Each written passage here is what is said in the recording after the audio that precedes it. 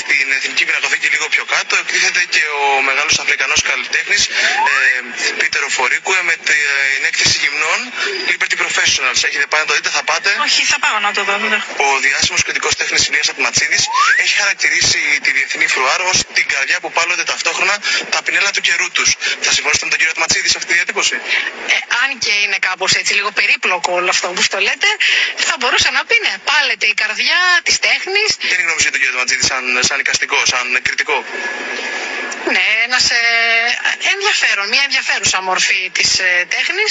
Τον ερχόμενο μήνα φιλοξενείται σε αυτόν ακριβώς εδώ το χώρο και η αφρικανική κολεκτίβα Πάτρικο Γκουνσότο με την εικαστική παρέμβαση Πώς Γεννατό. Φαντάζομαι το περιμένετε με την υπομονησία που το περιμένει όλο το κοινό.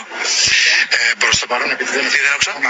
Ναι, σίγουρα το περιμένουμε με ιδιαίτερη ανυπομόνηση. Στον ίδιο χώρο, τον επόμενο μήνα, θα φιλοξενηθεί και η αφρικανική κολεκτίβα Πάτρικο Γκουνσότο με την εικαστική παρέμβαση Πώς Γεννατό.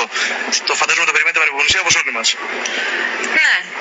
Θα ενημερωθούμε σχετικά και θα. Φοβερό ενδιαφέρον λόγω της κουλτούρας που υπάρχει από πίσω. Ο διάσημος κριτικός τέχνης Ηλίας Ατματσίδης έχει χαρακτηρίσει τη φρουάρ ως την καρδιά όπου χτυπούν τα πινέλα της εποχής τους. Θα συμφωνούσατε με τον κύριο Ατματσίδη? Απολύτως. Ποια είναι η γνώμη σας για τον κύριο Ατματσίδη συγκεκριμένα? Συγκεκριμένα θεωρώ ότι είναι ένας άνθρωπος πάρα πολύ διαβασμένος, μας έχει δώσει πάρα πολλά πράγματα.